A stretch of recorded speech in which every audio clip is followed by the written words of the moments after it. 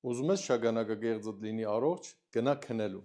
Շագանակագեղձի առողջության եւ հատկապես գերաճի կամ ադենոմայի վրա ազդող գործոնները բազմաթիվ են, գենետիկական, տարիքային եւ իհարկե ապրելակերպի գործոնները։ Ապրելակերպի գործոններից շատ կարևոր է ուշադրություն դարձնել հատկապես քնի տևողության եւ որակին։ Այստեղ շատ կարևոր է նշել հատկապես երկկողմանի կապը քնի եւ շագանակագեղձի առողջության միջև։ Առաջին, քնի խանգարումը բացասական ազդեցություն ունի շագանակագեղձի առողջության եւ հատկապես նպաստում է շագանակագեղձի գերաճին, իսկ երկրորդ, շագանակագեղձի գերաճը ինքնին բերում է միզարձակման խանգարման եւ հետեւաբար քնի որակի եւ նույնիսկ տևողության խանգարման։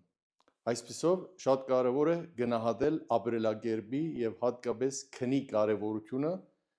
ընդհանուր առողջության եւ շագանակագեղձի առողջության համար։ Պահպանեք ձեզ, եղեք երջանիկ եւ առողջ։